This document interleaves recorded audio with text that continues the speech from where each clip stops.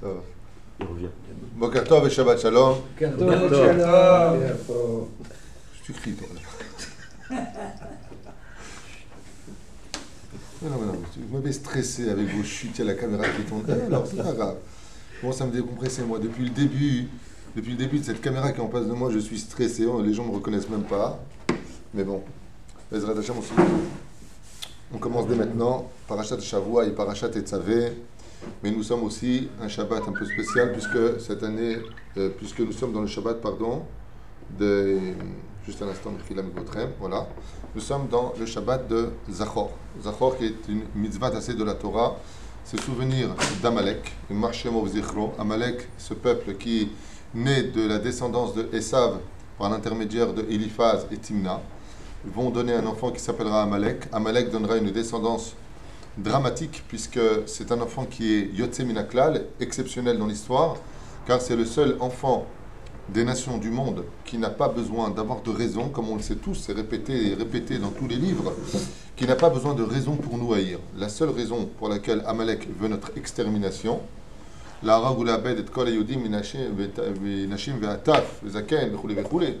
c'est uniquement la raison pour laquelle nous représentons Hachem. C'est pour ça que le but d'Amalek, si je peux me permettre l'expression suivante, n'est autre que la continuité idéologique de la tour de Babel, de ces trois tranches de personnalités qui voulaient toucher Dieu, donc certains pour se mesurer à lui, d'autres pour lui lancer des flèches, comme le raconte le Midrash, quoique cela demande réflexion, de quoi est-ce qu'on parle réellement parlant, il y en a qui voulaient atteindre Dieu. Amalek est celui qui veut s'en prendre à Dieu.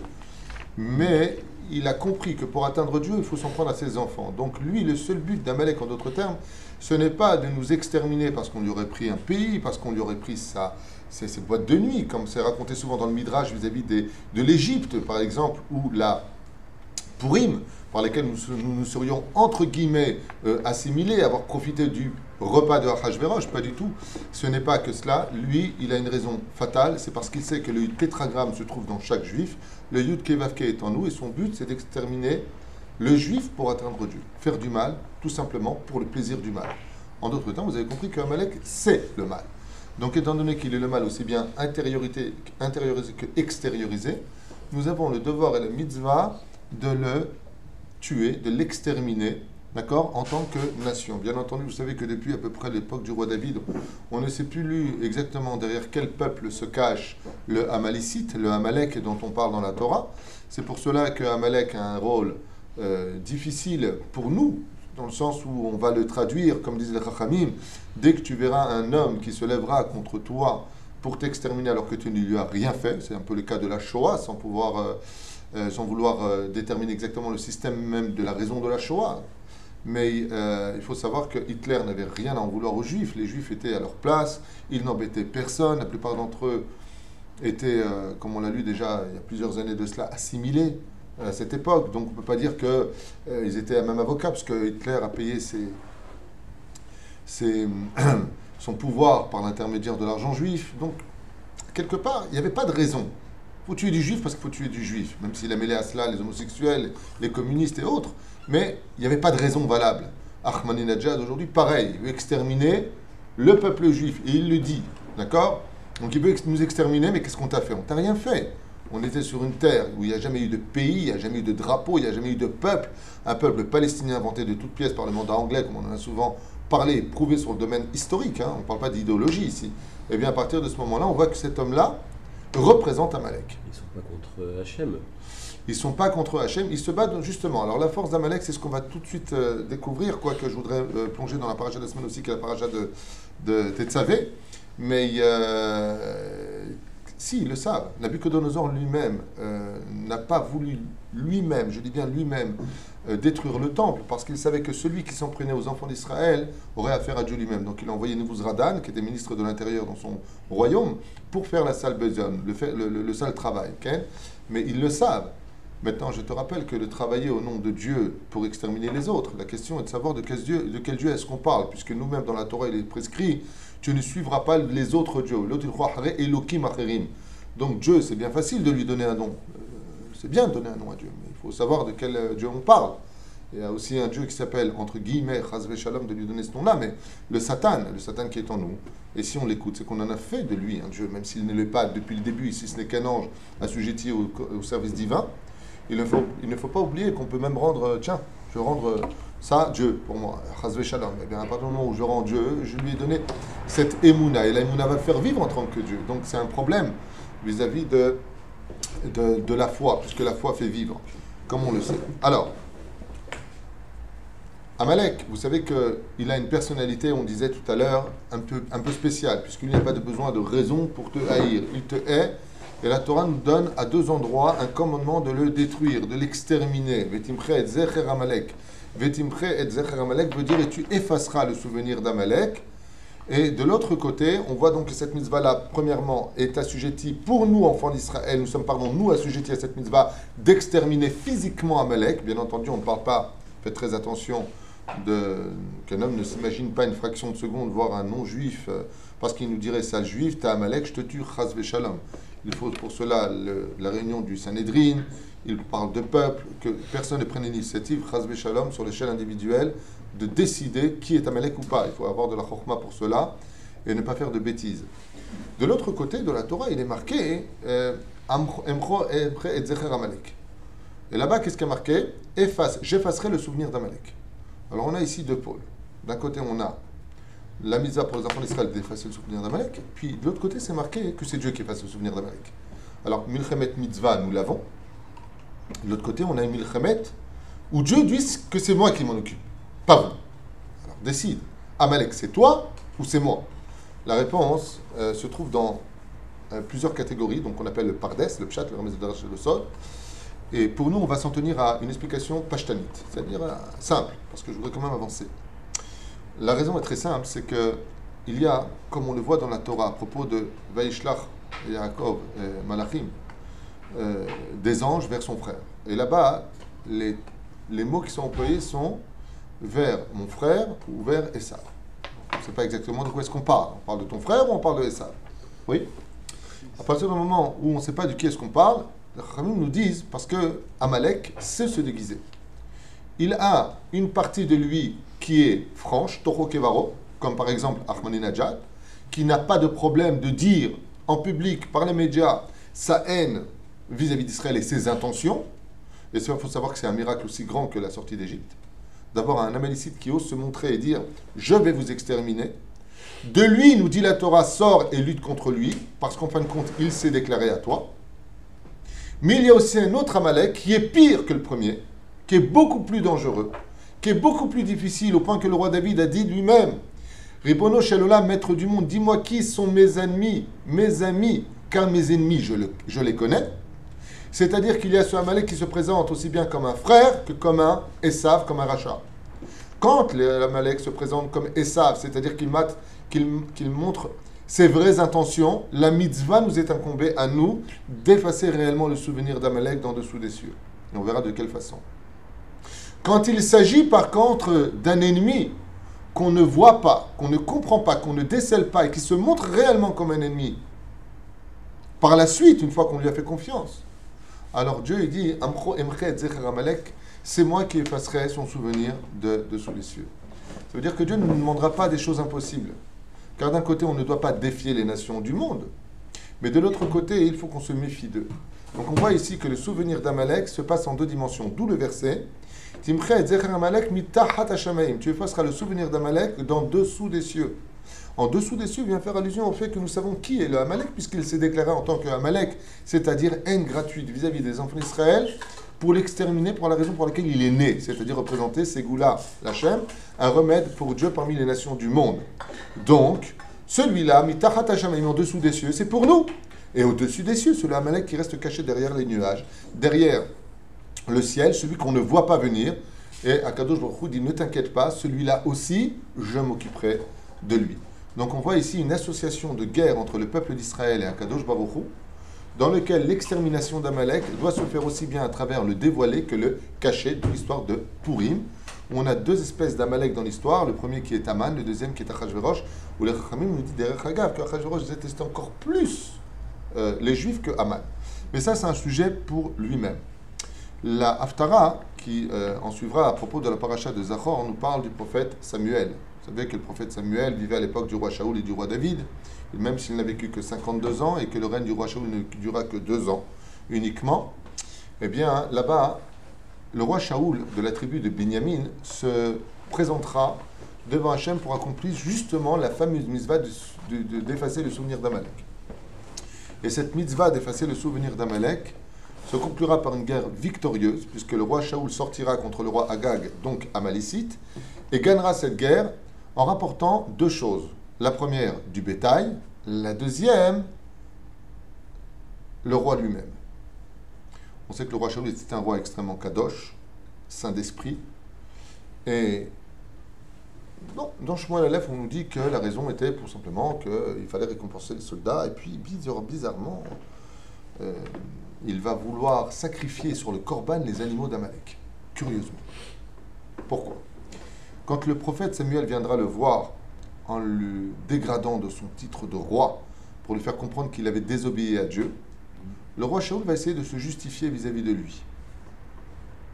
En attendant, le roi Agag, lui étant jeté en prison, et dernier survivant du peuple amalécite, va avoir malheureusement, la visite d'une sorcière, la Vita, je crois qu'elle s'appelait, qui pour traverser, en fin de compte, de façon invisible, une grande sorcière, elle va se transformer en ânesse. Donc les soldats voyaient une ânesse qui passait, n'ont pas fait attention. Une fois qu'elle arrivera devant la cellule, elle reprendra sa forme de femme et tombera enceinte, comme vous l'avez compris, du roi Agag, qui aura le temps de la mettre enceinte. Et juste après, une fois qu'elle sera partie, descendra le prophète Samuel dans la prison de Agag. Et il le tuera. Selon la façon dont il le tue, demande réflexion. La première, c'est qu'il va le tuer avec son épée. Il ne va pas le tuer en lui tranchant la gorge. Il va le tuer de façon très bizarre. Il va lui couper son corps de la mesure de ce qu'on appelle din kazaït. Pourquoi ? Parce qu'il y a marqué, tu effaceras le souvenir d'Amalek. Ça veut dire pour être certain qu'il ne reste rien de lui, il va couper son corps et les donner uniquement à manger à qui ? Une batiana. Une batiana en hébreu, c'est une autruche. Pourquoi Dafka une autruche ? Donc qu'est-ce que va faire le prophète Samuel ? Il va venir avec des autruches près de lui, dans la prison, tuer avec l'épée Agag, roi des Amalécites, ensuite couper son corps minutieusement, petit à petit. C'est curieux pour un prophète d'Israël. De qui plus est, je vous rappelle que le prophète Samuel est nazir, et donc un Kohen ne peut pas se rendre impur, en touchant un mort. La question qu'on pourrait poser, c'est pourquoi il ne lui a pas lancé une flèche dans la tête et Nigmar Sipour. Pourquoi tu ne prends pas une flèche, tu le lances. Si tu as lancé ta flèche, elle est plus en contact avec toi, elle aurait tué ton ennemi, et toi, tu ne te serais pas rendu impur. Seulement la Torah nous a déjà prévenu. C'est que Amalek ne doit être tué que par le glaive, et uniquement par le glaive, comme c'est marqué à propos de Yoshua bin Nun. Ve'achalosh et Yoshua et Amalek be'hareb. Par l'épée, il le tuera. Donc on sait qu'Amalek, on ne peut le tuer que par une arme, c'est uniquement le glaive. Donc il ne pouvait pas utiliser un intermédiaire. Mais on n'a pas répondu au fait qu'il soit nazir. La réponse est simple. C'est que misva tassé, doché misva lo tassé. Quand tu as une misva positive face à une misva négative, la misva positive, dit la Gemara, a le pouvoir de rejeter cette mitzvah-là. Surtout que la mitzvah d'Amalek est une mitzvah précise. Et donc, qu'est-ce qu'il fait ? Afin d'effacer son souvenir, pour ne pas qu'il y ait de sépulture, pour ne pas qu'il y ait de souvenir d'Amalek. Comme on dit, un kever, quand tu as une tombe, elle est là pour rappeler le souvenir. C'est pour ça qu'on appelle ça d'ailleurs, le jour où on retourne sur la tombe, jour anniversaire d'un décès, on appelle ça le jour de la Askara. C'est-à-dire le jour du souvenir. Donc on ne peut pas laisser de kever à Amalek. Il ne faut pas qu'il y ait d'enterrement pour Amalek. Donc qu'est-ce qu'il fait ? Il va le donner à une batiana, pachot de kazaït. Pourquoi ? Comme on le sait à propos de Pessah, si on a trouvé un hametz qui fait moins de kazaït, alors il est kilou batel mina olam, puisqu'on a dit kol hamira deicha, bechoule bechoule. Donc on voit ici que il va falloir le couper de petit. Pourquoi batiana ? Parce que la batiana est une particularité extrêmement importante. C'est l'animal qui est capable d'éjecter de lui le plus rapidement possible ce qu'il a ingurgité. C'est l'animal dont la digestion est la plus rapide du monde. Quand on mange, il y a le temps d'incubation, ça mâche, ça passe, c'est trié, ça arrive. La batiana mange, va aux toilettes. Donc pour rendre le souvenir d'Amalek au plus bas degré qu'on appelle les excréments, le prophète Samuel les a donnés à la Batiana. Petit morceau par petit morceau, après ça elle mange tout, okay? Même des cailloux, parce qu'elle en a besoin pour sa digestion. Comme ça est mort Amalek. Le prophète Samuel lui a dit, comment tu as fait une chose pareille? Tu as désobéi à la voix d'Hachem, en parlant au roi Shaoul, puisqu'on parle de l'Haftara. Et il lui a répondu non. Moi je sais pourquoi je l'ai fait. Il dit pourquoi? Il dit parce que de toute façon je peux le prouver. Il dit en plus de ça, tu amènes ça dans les corbanotes, faire des sacrifices avec les animaux d'Amalek. Le Ben Ishra explique, une chose qu'on a déjà expliquée, nous, il y a longtemps de cela, que les Amalécites étaient pas simplement de grands guerriers qui haïssaient Israël d'une haine démesurée, mais aussi des sorciers hors pair. Pas comme les sorciers d'aujourd'hui qui ne savent rien faire. À l'époque, ils étaient capables, réellement parlant, et ce n'est pas une blague, car ce que nous voyons n'est pas de la mythologie dans les films, mais d'émettre une histoire vécue d'antan, c'est qu'ils étaient capables de se transformer en animal, réellement parlant. La différence entre les Amalécites et les autres sorciers des autres nations, c'est qu'un Amalécite était capable de devenir d'homme à animal, mais une fois qu'il était animal, il ne pouvait plus redevenir un homme. Maintenant, on a un klal qui explique comme ça. Est-ce qu'un animal, chas v'shalom, qui aurait un défaut, on aurait le droit de le faire monter sur le misbéach, sur l'autel pour le sacrifier? Non. Et la Gemara nous dit, à propos de cela, que les défauts dont on parle ne sont pas que des défauts extérieurs, comme par exemple un truc qui manque, ou comme ici une coupure sur la gueule de l'animal ou autre chose. Non, non, non. La Gemara nous parle aussi d'un défaut des yeux. C'est-à-dire que la Gemara nous dit, si l'animal a les yeux ronds de la forme d'un homme, même si on sait réellement que c'est un animal, on ikra pasoul le akrabat korban. Il devient automatiquement pasoul. Et c'est ce que dit le Ben Ishraï. Le Ben Ishraï dit, les Amalécites, à travers la sorcellerie attachée à la Sitra Hara qu'on appelle le monde des démons, étaient capables, réellement parlant, puisque eux-mêmes viennent d'un monde de démons, de se transformer en animal. Et en réalité, ce que voulait dire le roi Shaoul au prophète Samuel, c'est de dire, comment tu peux m'en vouloir d'avoir amené ces animaux, de les avoir emmenés sur le misbéach, puisqu'on les a sacrifiés. Qui faisait les sacrifices là-bas? Il y avait le Kohen Sadok, Nathan, les Kohanim. D'accord? Donc il y avait des Kohanim. Donc à partir de ce moment-là, il y en a qui font du foot. Encore un peu plus par là. Non, non. Voilà. Donc à partir de ce moment-là, on voit que si ils ont fait le sacrifice de les mettre sur le misbéach, c'est que les Kohanim eux-mêmes, dans la vérification de ces animaux-là, estimaient qu'ils n'étaient pas sortis. Sorciers, des sorciers. D'accord? Pas sortis de la mitzvah à Kavana. Donc on voit ici quoi? Que le roi Shaoul, en les emmenant en sacrifice, voulait prouver par là que Béhémet, ce n'étaient pas tous des Amalécites. On va oublier un détail, c'est que le souvenir d'Amalek doit passer absolument par tout, y compris le détail, parce que malgré tout, il se transformait en animaux, et une fois de plus là, ça devient Amro Emre Zechar Amalek, pas simplement l'hypocrisie des nations du monde qui se font passer pour des amis d'Israël, alors que dans le dos, ils nous haïssent, comme on a vu avec M. Sarkozy, qui s'est montré, avant d'être président de la France, comme un ennemi du peuple juif. On a vu ce qu'il a fait une fois qu'il est monté au pouvoir, comme ce fut le cas de Chirac, comme ce fut le cas de bien des Américains, qui ont montré une amitié hors pair, et qui, une fois descendus de leur pouvoir, comme ce fut le cas d'un président, premier ministre anglais, qui est au pouvoir à nous casser les pieds en disant constamment il s'occuper de ses affaires et de s'occuper de son royaume, qui va tellement mal d'ailleurs, en venant donner des leçons de morale à Israël, une fois qu'il a été détrôné pour les élections de son poste de Premier ministre, il est venu lancer, il a été interviewé, il a été même filmé en disant le peuple juif est un peuple fou, les Palestiniens veulent leur mort, ils devraient fermer carrément les frontières, les jeter à la mer. Des choses de fou. Mais ça, c'est hors caméra, ça, c'est hors politique. Donc il y a une hypocrisie que Dieu déteste chez ces gens-là. Et Akadosh Baruch Hu, Bezrat Hashem, nous met en garde face à cette hypocrisie à laquelle on montre patte blanche alors qu'en réalité on est tout noir de l'intérieur. Même leurs biens, il ne faut pas toucher. Ça veut dire Shum Davar. Shum Davar, parce que chez les Amalécites, dès qu'il y a une prise de leur personnalité, tout ce qu'ils touchent donne une influence négative, de haine, de tristesse, de noirceur dans la vie d'un homme. C'est pour cela que le vrai Amalek de notre histoire, celui qui lèche notre sang, Amalek, on dit lak, et la kek, eh bien, c'est d'abord et avant tout, j'insiste énormément sur cela, notre Yetzer Hara.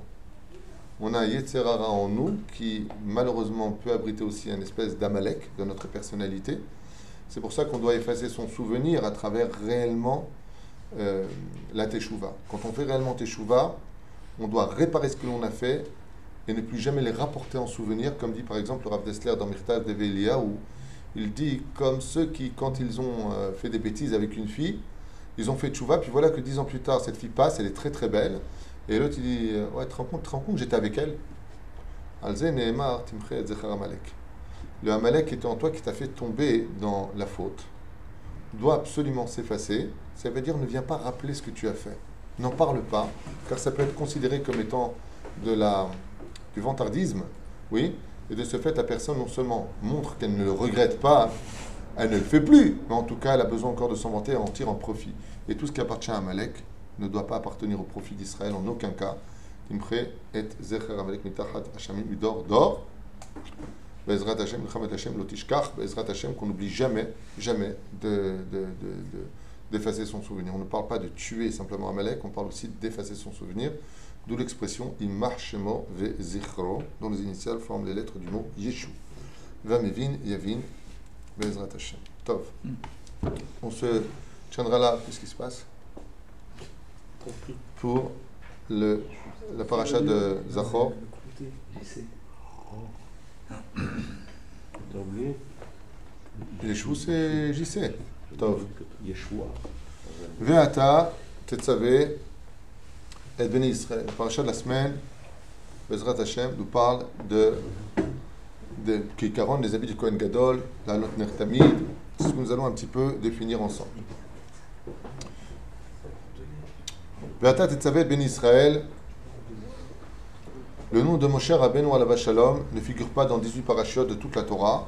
On en dénombrera 18, puisqu'il y en a 8 après le livre de Bereshit. Bereshit Bevadaï, qu'on n'en parle pas, puisque automatiquement, il n'y a pas encore de naissance de Moshe Rabbeinu. Moshe Rabbeinu n'intervient que dans le livre de Shemot, parachat Shemot.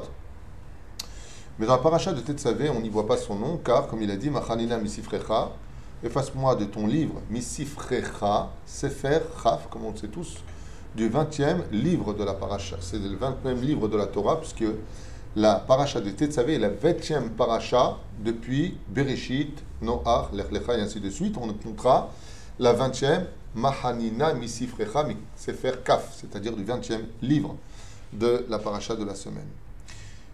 La Torah, bien entendu, vous savez que ce n'est pas un livre d'histoire, on le dit depuis des années, ça fait 20 ans que j'enseigne la Torah grâce à Dieu pratiquement, et ça fait 20 ans que je répète cette phrase-là. Nous ne sommes pas en train d'étudier l'histoire de papy et de mamie, hein. On est en train d'étudier une Torah de vie, une Torah qui nous concerne, qu'on doit vivre à l'extérieur des murs du Beth Midrash, à Ashdod, Baruch Hashem, ici à Oel Moshe, au nom de Rabbi Moshe Ederi, Zecher Tzadik Kadosh Bracha, Zkuto Tegan Aleinu. Eh bien, nous avons ici une chose très importante à retenir. La première chose, nous disent les Chachamim, c'est de prendre conscience de la valeur de la parole. Moshe Rabbeinu, on avait expliqué la dernière fois, pour la paracha de Tetzavé, a voulu sauver le peuple d'Israël, puisque à cause de la faute du Vaudor, il demandera à Dieu, si tu n'acceptes pas de leur pardonner, alors efface mon nom de la Torah. Nous avions expliqué que ce nom que Moshe Rabbeinu alav Shalom a demandé d'effacer n'est pas simplement son nom, mais qu'il reportait la faute du Vaudor, je ne sais pas si vous vous en souvenez, sur Hachem, en lui reprochant d'avoir demandé aux enfants d'Israël, par l'intermédiaire du mot Na, dans la paracha de Bo, vers la fin où Dieu demande aux enfants d'Israël de prendre l'or et l'argent qui s'y trouvent, eh bien, Akadosh Baruch Hu demande aux enfants d'Israël, par le mot, par le facteur commun du mot Na, de grâce, demande aux enfants d'Israël de prendre l'or avec eux.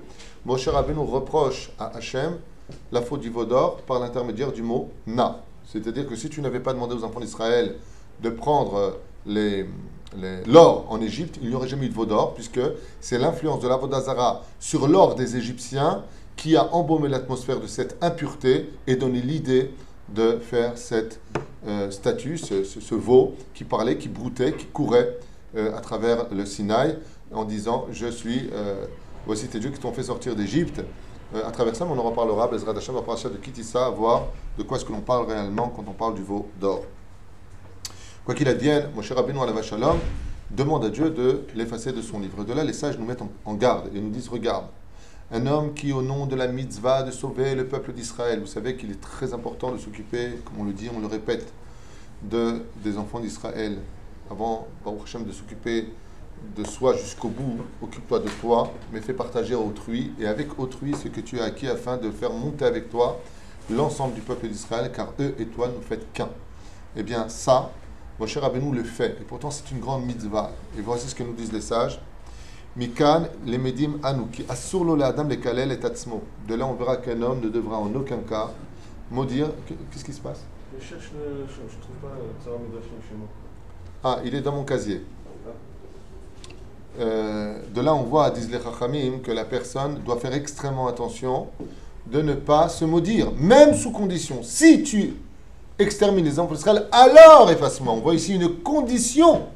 Afilu al-tnaï, c'est-à-dire que même sous condition, à partir du moment où une personne dit quelque chose, la parole ayant la force extraordinaire de retomber dans la pesanteur de ce monde, eh bien, tôt ou tard, cela se réalise, et c'est la mise en garde que cela nous donne. De l'autre côté, c'est le côté péjoratif un peu de ce début. De l'autre côté, Ve'ata tetzavé. Les Chachamim nous enseignent que pour quand tu viens de bénir une personne, on dit un rave, vakasha, ou un rave, ou une personne pauvre, ou une personne commune, peu importe. D'accord? Le vakasha, est-ce que vous pourriez faire une bracha pour Shimon ben Mordechai ou ben Yocheved? D'accord? Les Chachamim nous disent, si la personne n'est pas là, il faut prononcer son nom afin de savoir qui on bénit. Mais si la personne est proche de toi, très proche de toi, au point que tu puisses le voir, comme par exemple le Rav se trouvant face à quelqu'un qui monte à la Torah, on n'a pas besoin dans ce cas-là, bichlal, de donner son nom. À l'exemple de Moshe Rabbeinu vis-à-vis de Yocheved et de Myriam qui était malade de la lèpre, oui. Et là, il va dire El narefanala, Anna El narefanala, c'est-à-dire viens lui donner à elle la refoua shlema. Mais pourquoi il ne dit pas le nom de Myriam? Plusieurs explications sont données, mais celle qu'on veut retenir pour aujourd'hui, c'est de dire que comme elle était en face de Moshe, il n'y a pas besoin de donner le nom. Et quel rapport avec Ve'ata Tetzavé? Les Chachamim nous disent combien Moshe Rabbeinu ici s'est rapproché par le Kiddush Hashem d'avoir sauvé les enfants d'Israël. Dieu n'a même plus besoin de prononcer son nom. Pourquoi? Comme il est marqué, Vayomer El Moshe, Moshe. Rachid dit Mishon Chiba. Moshe est appelé deux fois, Abraham est appelé deux fois, Yaakov est appelé deux fois, et ainsi de suite. Mais pourquoi il appelle Vayomer Ineni? Et voici que je me présente, dit-il. J'arrive, en d'autres termes. Oui? Mais quand ta personne elle est là, tu as besoin de l'appeler. Tu dis au fait, directement, tu lui parles. Et ici, la Torah vient donner un compliment extraordinaire en l'honneur de Moshe Rabbeinu. Ve'ata tetzavé. Il n'y a pas besoin de donner ton nom. Tu es si proche. Je comprends que c'est Moshe Rabbeinu. Exactement. C'est-à-dire que ici, Moshe Rabbeinu n'est plus appelé par son nom, mais par autre chose. La dimension du nom qui est une akbala, c'est-à-dire une frontière, une limite vis-à-vis de nos possibilités, Moshe Rabbeinu, grâce à ce Kiddush Hashem, d'avoir sauvé les enfants d'Israël, d'avoir été un avocat hors du commun pour les enfants d'Israël, l'a approché tellement de Dieu qu'il n'y a même plus besoin de l'appeler par son nom parce qu'il est en face de Dieu maintenant. Ve'ata tetzavé. Maintenant, toi, tu viens. Tu n'as plus besoin de t'appeler. Tu es là. Donc la Torah ici vient donner un compliment flatter Moshe Rabbeinu de sa hitkarvout, de son approchement vis-à-vis d'Hachem, comme on le voit pour le domaine de la bénédiction. Comme ça marqué, Kitit Chaber im Israël kemo malachav yetzave lach, comme on le voit vis-à-vis de Moshe Rabbeinu qui s'est justement donc rapproché des enfants d'Israël. Ve'ata tetzave et bene Israël. J'aimerais juste 2 secondes prendre le livre avec moi pour le verset. Pardon? Ken. Je sais. J'aimerais juste lire. Donc, Ve'ata tetzavé et bene Israël. Alors sur cela, on peut rester très très longtemps. Je voudrais juste ne pas trop m'étaler, mais expliquer d'abord et avant tout certains points à propos de cette huile qui nous est demandé de prendre. Veikru elecha, ils prendront donc vers toi ou pour toi shemen zayit zar katit lamaor le'alot ner tamid, une huile spécialement faite pour allumer la menorah, et cette huile-là doit être absolument pure. La Gemara nous dit comment est-ce qu'on la rendait pure? Eh bien, on allait presser donc cette première olive, et seule la première goutte qui s'en découlait était prise parce qu'elle n'avait absolument aucun défaut, aucune impureté se trouvant à l'intérieur. La première pression de cette huile était prise immédiatement pour l'allumage de la Hanouka. Et cette goutte a Alors- duré toute l'année, d'accord? C'est marqué que cette goutte a duré toute l'année pendant le Beth Amikdash. Nachon, seulement on l'a réavivé. C'est-à-dire que ça ne s'éteignait jamais, car le peuple d'Israël est la lumière des nations du monde. Donc on l'allumait effectivement, mais on y versait tous les matins de l'huile. Vadaï Shekel. J'ai vu qu'il y avait un grand, quand il a vécu 400 années, qui avait dit que jamais, au début de l'année, on mettait la goutte, et il y avait comme un miracle. C'est toute l'année. Nachon. Mais il n'y a pas eu que lui comme Kohen Gadol. Non, Son ça époque, d'abord, là. non. Même dans la première Amikdash. En tout cas, c'est pas ce que moi j'ai lu. Shivim Panim la Torah. Ah, bon. Vadaï Shemash Tomer, il y a eu des miracles, on voit aussi bien pour Hanouka. Aval Kikaron, c'est pas ça l'idée. L'idée c'était de remplir. Après, voilà, l'histoire de Hanouka n'aurait aucune signification si tu l'allumais une fois et que. Tu comprends ce que je veux te dire. Quoi qu'il advienne. Pourquoi Béhémet, on utiliserait de l'huile et quel est le message qui se cacherait derrière cette huile? Est-ce que l'huile est quelque chose de positif ou est-ce que l'huile est quelque chose de négatif? C'est la première question que nous allons poser et développer ensemble. Ainsi écrit les Chachamim dans le Tzor Hamor ou le Sfat Emet. C'est que l'huile vient d'une olive. Vous savez que l'olive est quelque chose d'extrêmement amer et que l'olivier lui-même a une particularité, c'est que c'est le seul arbre que Dieu ait créé qui en aucun cas ne peut s'associer à un kilaïm. C'est-à-dire que de tous les arbres qui existent, tu peux créer en y mettant dans la pousse, c'est-à-dire dans la racine, tu peux créer ce qu'on appelle des kilaïm. Comment on appelle ça en français les kilaïm? C'est Les mélanges, quand même. les mélanges d'arbres. Comment on appelle ça en français? Hein? Les greffes. Les greffes.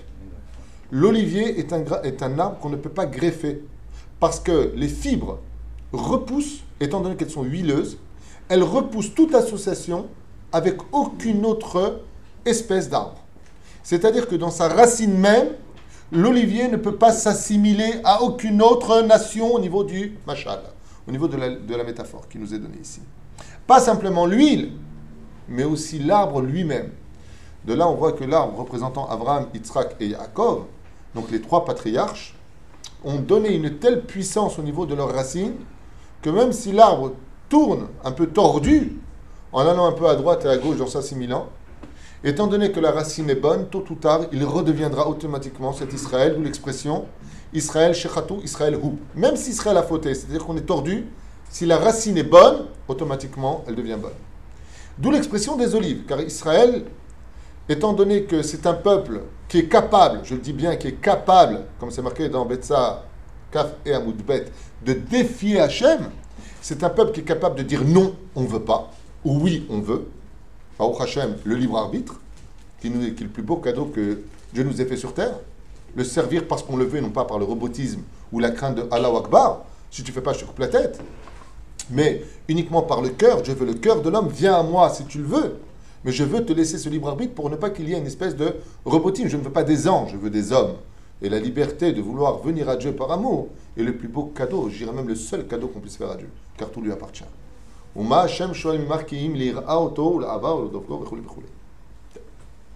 Alors ici, on voit que le zaït, c'est-à-dire que cette olive, eh bien, est inconsommable si tu ne la travailles pas.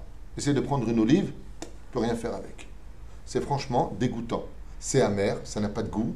Berk. Il va falloir la travailler. Il va falloir la concasser. Il va falloir extirper d'elle le meilleur. Ainsi exactement fait les enfants d'Israël.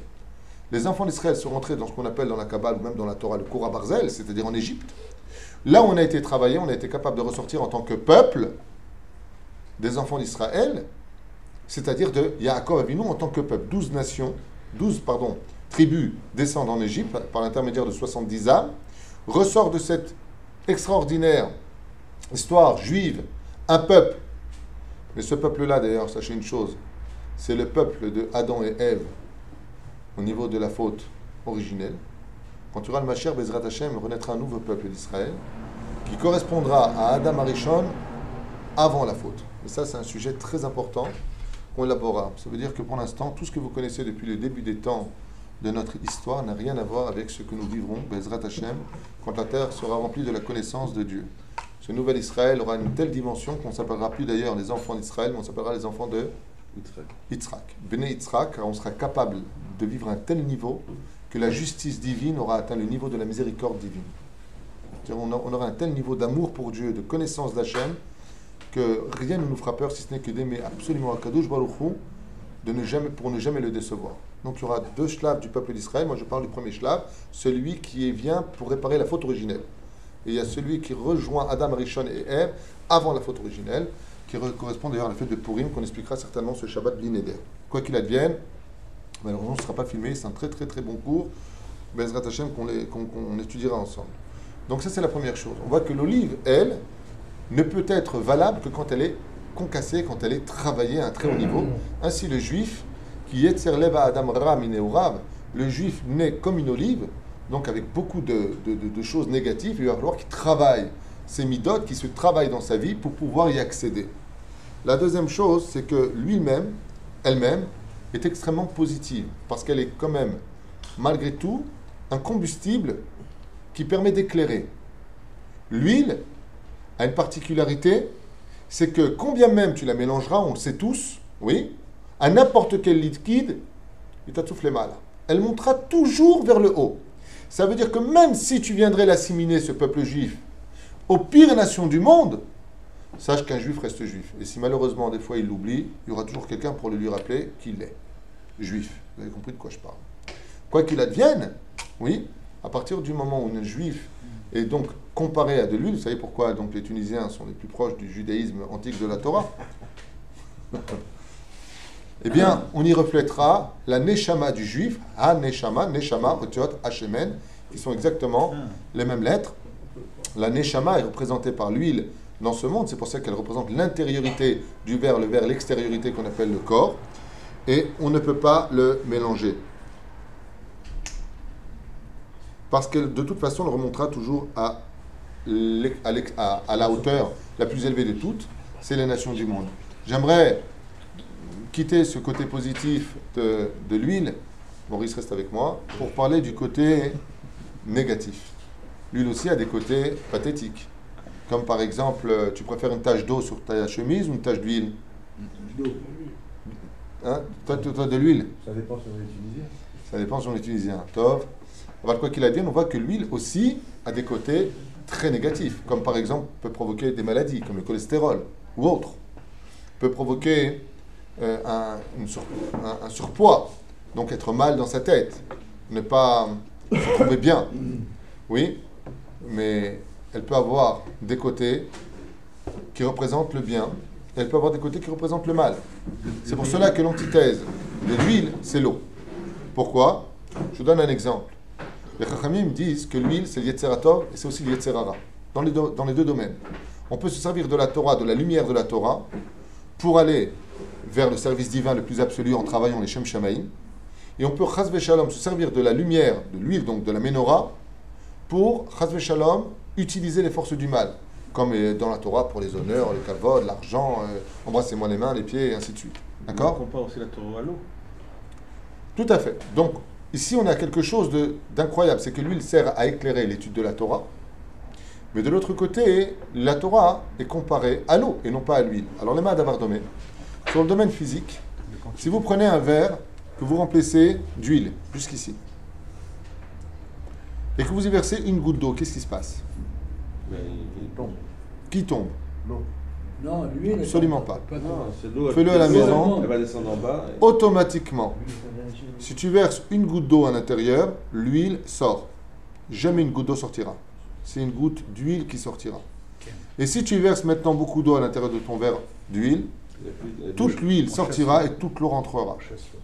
De là, on veut te dire, disent les sages, que le côté négatif qui se cache derrière cette masse d'huile, combien même elle existerait chez nous, ne pourra sortir que si tu es capable de mettre de la Torah à l'intérieur de toi.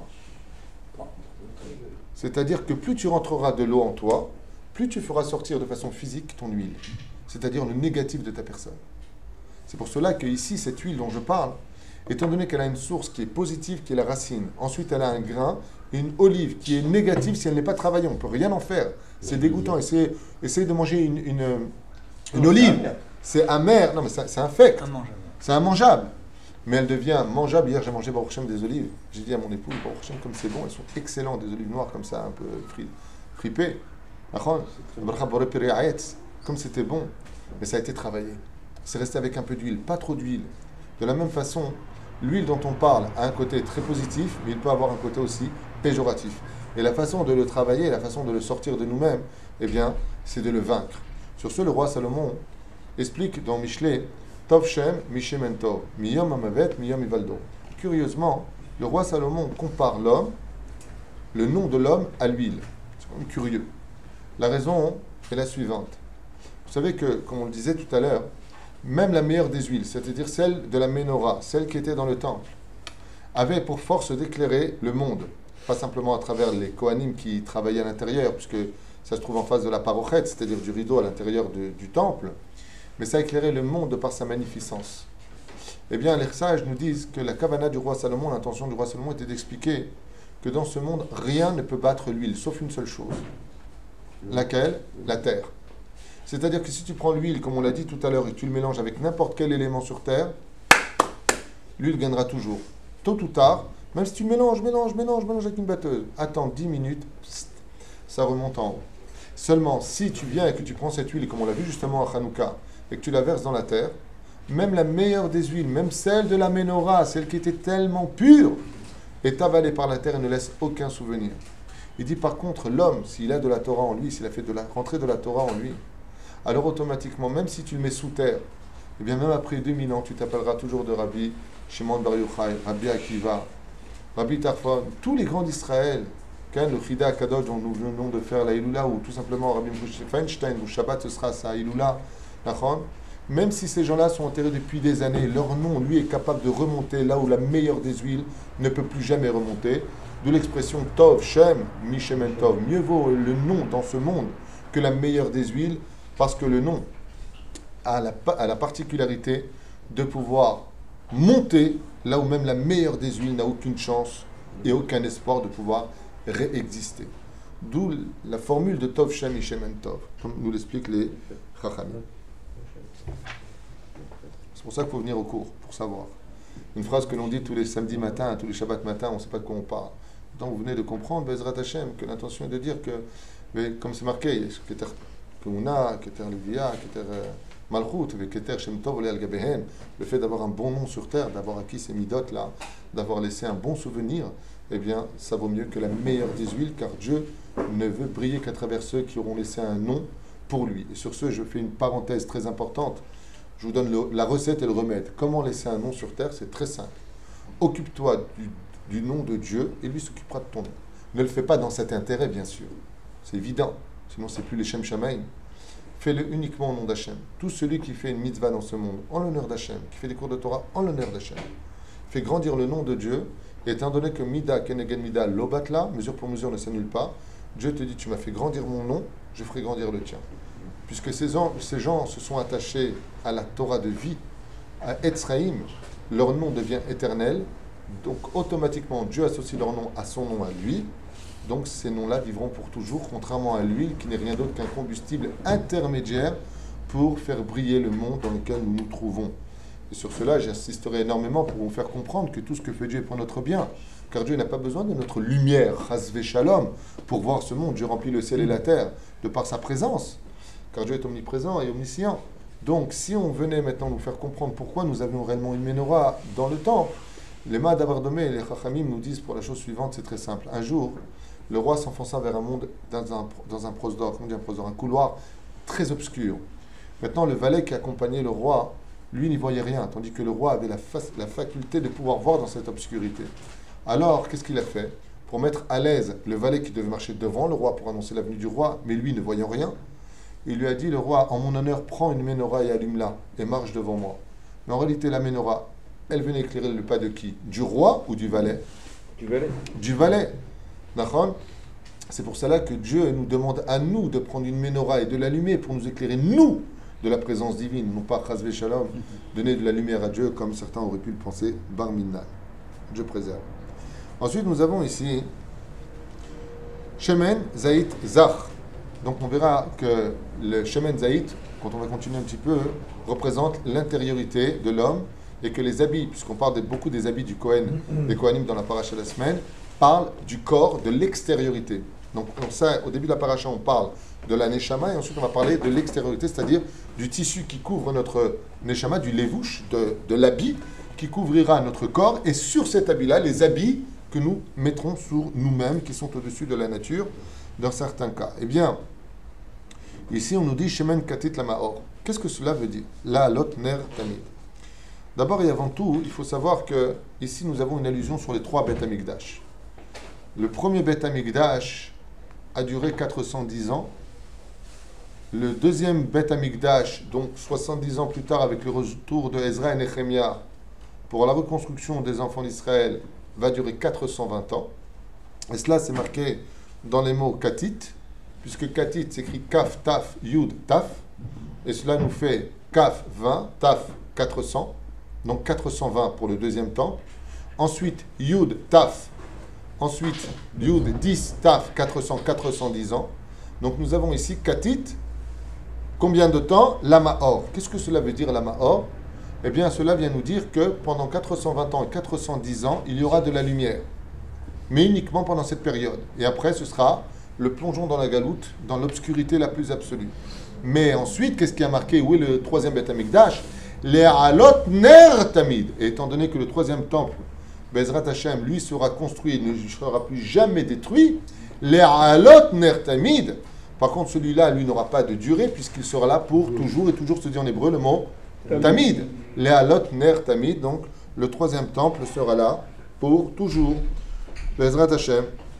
C'est pour cela que le mot aussi Katit, pour pouvoir, Bezrat Hashem, engendrer chez nous de la perfection au niveau de la durée du temple, car Dieu ne peut résider avec quelqu'un qui a de l'orgueil, sera de se briser. Comme c'est marqué, les katet, lishbor et libo. Katit veut dire aussi briser le cœur. Katit la ma'or.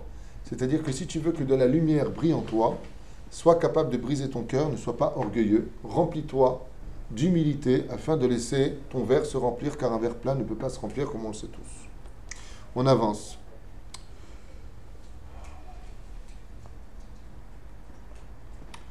La halot ner tamid.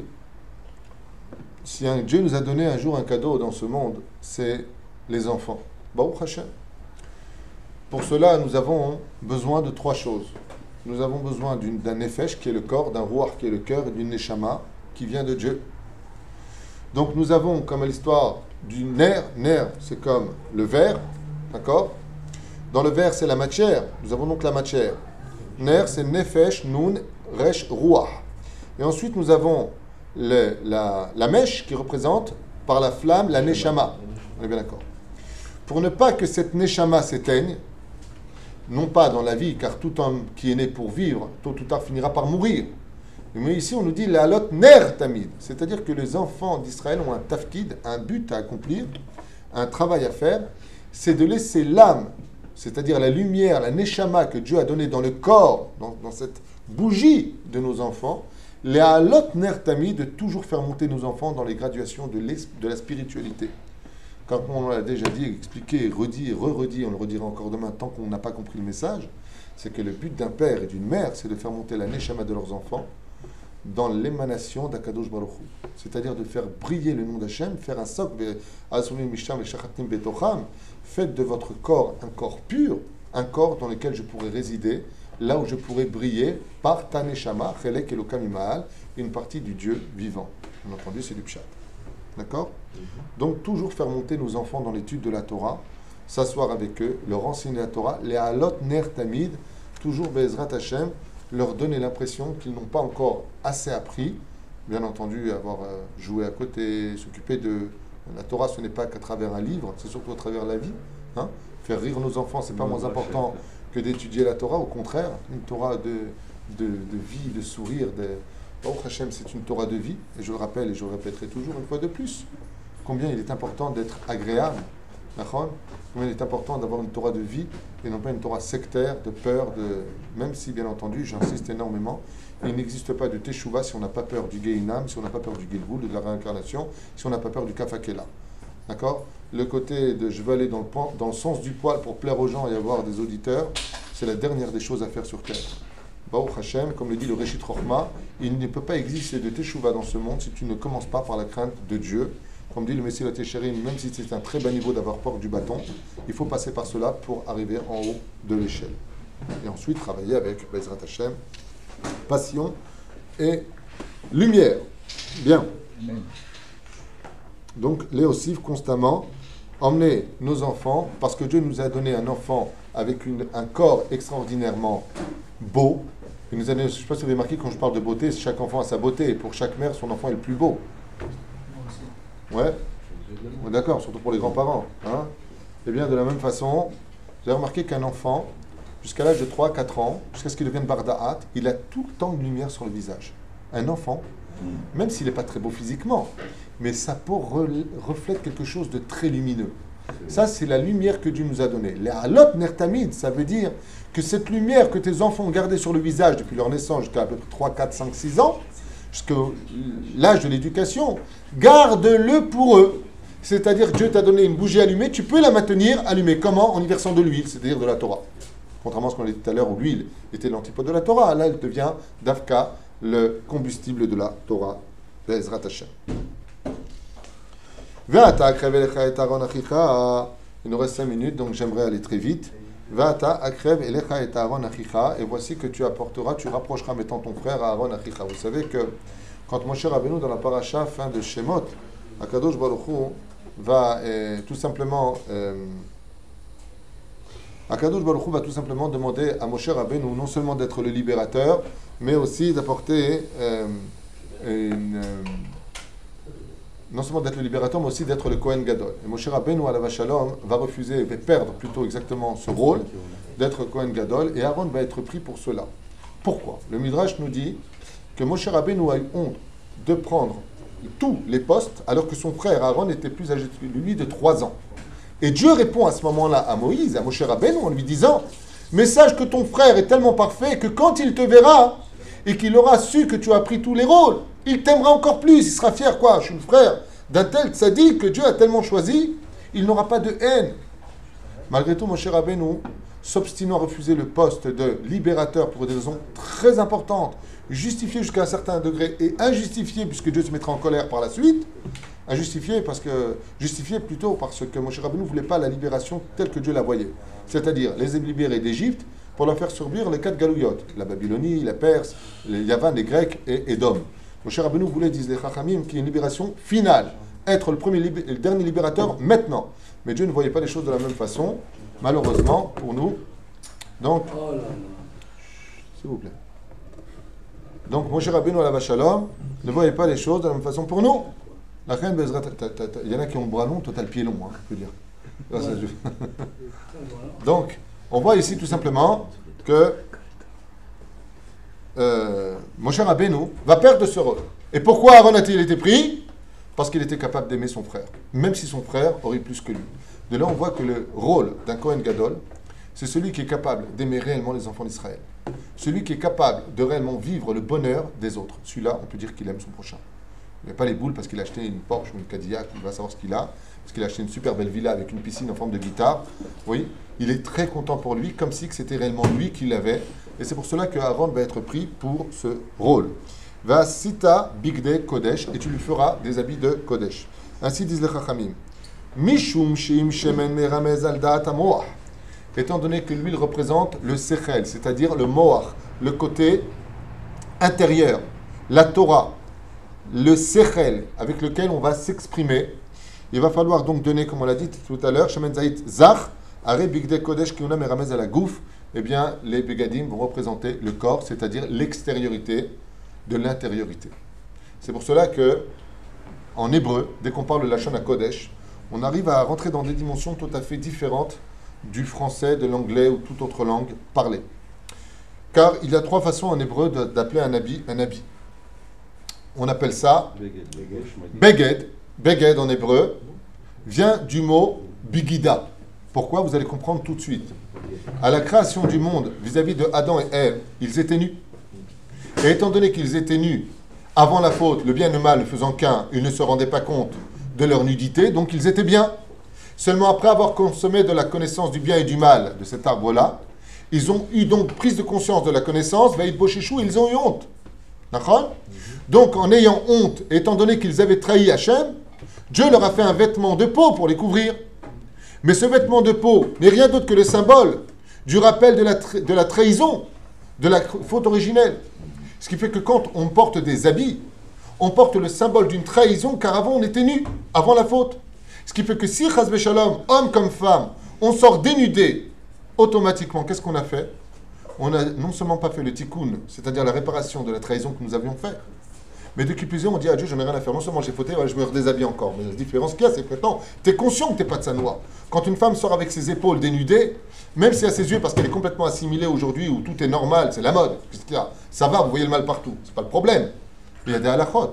C'est comme si tu grillais un feu rouge parce qu'il n'y avait personne. Le flic t'arrête, ouais, c'est comme moi, je me suis fait arrêter il y a 2-3 jours. Faites attention à cela, il se cache pour cela. J'ai traversé alors que le petit bonhomme rouge était allumé. Maintenant, il n'y avait absolument personne. J'ai bien regardé et puis j'étais un peu pressé, je le reconnais, même si ce n'est pas un bon exemple pour les enfants, car ils prennent exemple sur les grands. Et sur ce, je le regrette. Là, le flic m'arrête et il me met un PV, sans shekel. Ah bon? Oui, que j'ai payé, au Hachem. Et donc, je lui dis, à ce moment-là, je lui dis, mais c'est stupide, il n'y a personne. Vous voyez, depuis tout à l'heure, vous me parlez, vous me mettez le PV, il n'y a pas de voiture. On est dans vraiment un quartier Aleph, là-bas, il n'y avait personne. Il me dit, monsieur, il y a des lois. Ben, j'ai quand même payé mon PV. C'est la même façon, même si toi, tu ne vois pas où est le mal, ben, il y a quand même des PV qui sont faits parce que les lois sont les lois. Donc, on est bien d'accord. Hein, ben, j'ai payé le PV, c'est stupide. D'Afka, j'ai prêté ma voiture ce jour-là pour ne pas avoir de PV. À pied, j'ai eu un PV. Tu peux être rempli de projets, de programmes, seul ce que Dieu a décidé se lèvera. D'accord? Quoi qu'il advienne. Pourquoi est-ce que je vous parle de ça? Pour dire que le Beged vient justement faire la réparation de la trahison. Donc le Kohen Gadol, qui représente le peuple d'Israël au niveau le plus élevé des postes, va automatiquement se revêtir d'un vêtement qu'on appelle le Beged, le Begadim, pour justement réparer la faute originelle de la trahison. Mais le mot Beged n'est pas que le seul mot employé ou emprunté pour dire le mot habit en hébreu. Il y a un autre mot qui s'appelle les vouches. Les vouches. Et pourquoi le mot les vouches? Parce qu'il vient de la racine du mot boucha. Pourquoi? Parce qu'il est marqué Va'id Boshishu, car ils ont eu honte. Après la faute originelle, ils se sont découverts donc nus. Et ils ont eu honte. Comment tu peux sortir dénudé en montrant une partie de ton torse pour montrer tes points, des points noirs, tes grains de beauté. Hein, regardez comme je suis belle. Il faut vraiment être morte dans ce monde pour avoir tellement envie d'exister, pour être regardée. Vraiment. J'arrive pas à comprendre. Tu as besoin de te montrer pour être belle. Regardez comme je suis belle. L'ifner vers le titan mirchol, au lieu de faire des choses intelligentes, tu fais des choses stupides, comme on dit. Il y a un proverbe d'ailleurs pour cela, qui vraiment manque de morale juive et démontre combien on n'a pas honte. Comme on dit, comme disent certaines femmes qui se présentent, tu as vu comment elle est ta femme? Il y a du monde au balcon. C'est tout ce que tu as à dire. C'est-à-dire que tu es en train de dire que tu es une prostituée de luxe. J'ai pas compris c'est quoi ton message. Alors je sais que ce message-là ne va peut-être pas plaire à certaines personnes en face, Bezrat Hashem, mais n'oubliez pas un détail, je ne suis pas là pour vous plaire. Et un homme en vertu en vaut deux. Parce que ce n'est pas parce que tu n'es pas capable de le vivre que ça n'existera pas, comme on l'a souvent dit. Donc faire attention à ça. C'est pour ça que le mot lévouche vient du mot boucha. Il y a encore un troisième mot pour dire le mot habit. Madim. Et c'est quoi le mot madim? Ça vient du mot midot. C'est-à-dire que, comme il est marqué dans la Gemara, qu'il est vos shoshel adam zou kevodo. L'habit donne automatiquement d'abord une conduite différente. Moi qui ai avant porté des jeans, et aujourd'hui il ne porte que des pantalons dits à pince, ou normal, quoi, je ne sais pas comment appeler. Noir. Pantalon noir. Non, je peux porter des pantalons bleu. Ah, peu importe. Mais c'est vrai que quand tu es habillé en short ou quand tu es habillé en jean ou autre chose, hein, tu as souvent d'ailleurs, enfin je sais pas pour vous, moi j'avais tendance à mettre tout le temps la main ici, lever le pied. Je sais pas, ça démontre une conduite pas plus péjorative qu'autre chose, mais je veux dire par là qu'on n'a pas la même. On se comportera pas pareil si on est en smoking que si on est bien en jeans et chemise à carreaux. Je suis désolé. Vous demandez à n'importe quelle personne, il y a quelque chose qui change en nous. Parce que les madim, disent les chachamim, le madim que portait le Kohen Gadol, c'est-à-dire le mot madim, ça ne veut pas simplement dire habit. Ça veut dire uniforme, plus exactement. Les madim, ce sont des uniformes. D'accord? Eh bien, un uniforme, l'extériorité, puisqu'on a dit que le Shemen Zaïd Katit Lama représente quoi? Le mohar. C'est-à-dire, d'ailleurs c'est marrant parce que le mohar fait aussi de substances huileuses. Quoi qu'il advienne, on a ici, au niveau du corps, l'intériorité puis l'extériorité. On a vu que les sages nous disent que la Torah vient nous parler de l'intériorité du juif à travers l'huile, elle vient nous parler de l'extériorité à travers le lévouche, les madim, le beged, et ainsi de suite. Donc ça vient traverser les midot. Et pourquoi je vous ai parlé de ça? Parce qu'on a vu que Aaron n'a été choisi que comme Kohen Gadol, parce que Dieu, comme c'est marqué dans le 7e Télim, 10e Passouk, exactement, sondant le cœur et les reins de l'homme, a vu que Aaron, comme il le dit à Moshe, dit le Midrash, mais ton frère, si t'es Kohen Gadol, t'es libérateur, t'as tout pour toi, ne sera que heureux en disant quoi? J'ai le srout d'être son frère, et j'ai srout, donc son cœur était pur. Donc on voit qu'il avait une midot qui était parfaite. un homme qui a su travailler ses midotes pour devenir parfait. On avance encore. L'habit fait le moine. Hein. L'habit fait le moine? Non, pas spécialement. Il y a des gens qui peuvent se cacher derrière des habits. Et il faut savoir qu'il peut y avoir des rachats, des réchaïm sans kippote et sans barbe. Mais on peut avoir aussi de grands réchaïm avec des chapeaux noirs et des kippotes et ainsi de suite. Seulement, c'est plus... encore une fois... Il a travaillé son beged, mais il n'a pas travaillé son midot. Le mieux, comme on le dit le matin dans la prière, que l'homme doit être Toho Kevaro, on doit être aussi bien caché dans sa chambre ou dans son salon, être le même personnage que quand on est à la synagogue. Ça, c'est extrêmement dur à travailler, que Dieu nous pardonne nos erreurs. Mais il faut savoir que c'est d'abord l'intériorité qui permettra à l'extériorité d'être ce que l'on doit être. Parce que d'extériorité, de se travailler, c'est vachement facile si l'intériorité n'est pas encore travaillée. L'apparence, la pire des maladies de cette génération, d'ailleurs, c'est ce que je pense ouvertement, je ne l'ai pas lu, hein, ça c'est de moi. Pour moi, la pire maladie de cette génération, c'est l'apparence. Les gens se prennent tous pour des acteurs, on se prend tous pour ce qu'on n'est pas, on veut aller là où on... Je ne sais pas dans quel monde on vit, alors qu'on ne peut vivre heureux dans ce monde que quand on vit sa réalité. Et le Kohen Gadol, ici, portait des habits qui lui rappelleront exactement son tafkid, sa réalité, et la raison pour laquelle je l'ai choisi. Il est déjà 9h06, je vous libère, Bezrat Hashem. Beshem Hashem, Nazir Natsliah. Et les heures supplémentaires. Hier, j'ai écouté le cours. Comment aimer Hachem. Et les heures de caméra, ça coûte cher. Hein.